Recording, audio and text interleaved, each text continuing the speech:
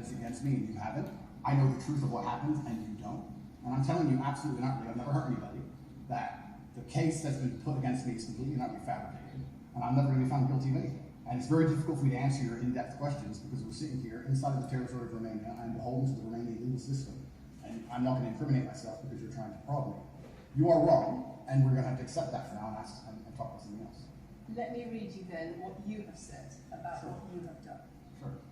You have said, my job was to meet a girl, go on a few dates, sleep with her, get her to fall in love with me to the point where she'd do anything I say, and then get her on a webcam so we could become rich together. I don't think that's what I personally said. I think that's exactly what no, you said. that's no. I've never said that. That's something that you found on the internet.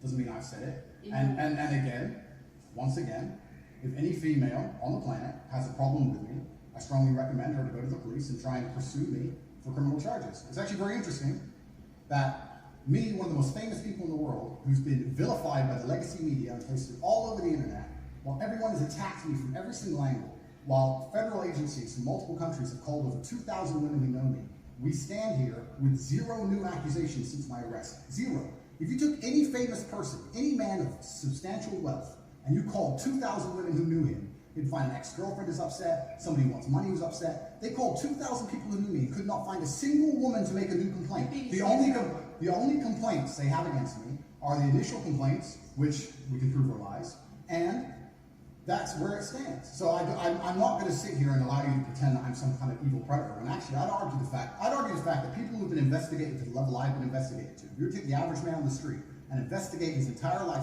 for 14 months, call everyone who's ever known him, and vilify him in the media, and encourage people to come forward for money, and you try to contact every ex-girlfriend he's ever had. Would come forward and accuse those people of rape and accuse those I people think that you would have a lot more. manipulation. I think you would have a lot more flack than I've got. I'm actually such a nice person that I've never had anyone come at me.